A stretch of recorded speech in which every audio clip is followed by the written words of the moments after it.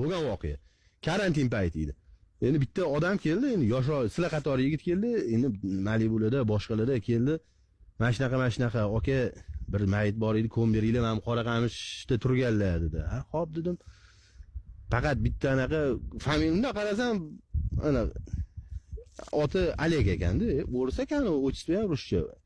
Aka dedi, qiyomatda Xudoning oldida men javob beraman. Bu islom dinini qabul qilgan dedi. Aka, bu gap, aka dedi, xohlasangiz guvohlarni olib kelaman. Bu odam men o'zim bilaman, bu unaqa ichib yurargan emas edi. Qanaqa xotini ankalaga kasal bo'ldi dot. Davolash uchun 2 xonali uyini sotdi dot. Xotiniga ishlatib, xotini o'tib ketdi dot. Keyin bu bo'lmish bo'lib qolsin, bo'lib qolmasin. Bu anetda men o'zim boqib boshqa qilay. Qo'y ichmagan normal. Unga ehson qildik, boshqa qildik. Oxiri o'zi aytdi, "Salla menga namuncha bunaqa musulmonchilikda mana shunaqa narsalar bor." Alik yo'q desa, kuzatibdi-da u ham. Fahmi bor. Aytibdiki, "Men musulmon bo'laman" debdi. Amma hazillashib, yo'q, abizani, ya musulmon bo'lish uchun ular shart emas ekan u dokkamishdi. Qiziqibdi o'zi. U o'sha odam aytibdiki, "Короче, Oleg, men anaqang bormi? Yeb ichishingga anaqang bormi?" desa, "Baklashga terib yuribdi" deydi. Akkuratniki yuvonga baklashga terib yuribdi.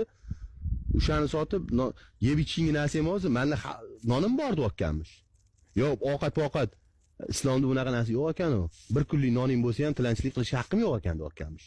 Qarang, mana bu islomni qabul qilganiga 5 oy, 6 oy bo'lgan anaqaniki. Keyin shunaqa islom dinini mana shunaqa qilib qabul qildi, bizadan yordam olmaslik dot. Tanim sog' ekan, menga mumkin emas ekan bu narsa. Anaqa ekan, menga mumkin emas ekan. Keyin xullas aytibdiki, bitta dona meni uyimning nomeri bor ekan, telefon nomeri. Zang etadi, o'tib qopti. Endi telefon qanday bu, endi ko'chadan kelgan bu o'risni mamaqa deb o'ylashdi endi qo'pol qilib millatchilik emas, bu faqat o'risdan emas, o'zbekda ham qilyapti unda qarasangizda. Ochsa endi ochuvchilik harom tuk yo'q. Na qo'ltuq, na boshqa harom tuk yo'q. Pokiza deyapti-da. Pokizalikdan bu tajab qo'yilgan odam emas. Men telefonni qaradi bitta. Aliyo mana shunaqa odam o'tib qoldi.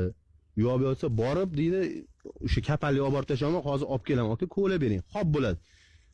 Go'r topib ko'ladik. Keyin bir payt aytdim, bitta hoji aka borlar. Hoji aka bor, janoza bormidi? Ha, janoza bor edi. Kim ekan dedi? Mamaqa. Yo'q, shunaqa ekan. Islom dinini qabul qiling. Mana shu hozir shuni ochishdi, qo'limga shaq etib pul sanat. Go'rini pulini men beraman dedi. Inshaalloh. Go'rini pulini men beraman dedi. Keyin janoza o'qish kerak, karantin domla yo'q, boshqa yo'q. Ishonasizmi? Laboda olib kelindi. O'sha payt endi marosim boshida bo'lib yetmagan Laboda olib keldi.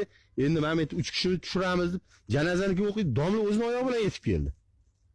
Domla shunda nimadir ani plomba, ani gaz sho'chi yo'q-yo'qlarni baribir karantin bo'lsa sverka qilib ketish uchun kelganda domla o'zining oyog'i bilan Alloh bir yetkazib qo'ydi o'shani. Endi to't ko'tarish uchun aytdan 4-5 ta endi bekor chiqib qolgan, ziyorat qilib ketaylik kirgan odam kirib kelyapti. Qarang, janozada shu odamni bitta anaqasini Alloh shunaqangi chevardaki, shundan hammani bitta joyga jamlab qo'ydi. Musulmon dinini qabul qilganiga 5 oy bo'lgan odamning holati bu. Oke, bitta joyga jam qilib qo'ydi. Bitta joyga jam qilib qo'ydi. Hamma to'g'it ko'taradigan odamni, janoza o'qigan odamni, pul beradigan odamni ham jam qilib qo'ydi. Endi subhanalloh deysizmi?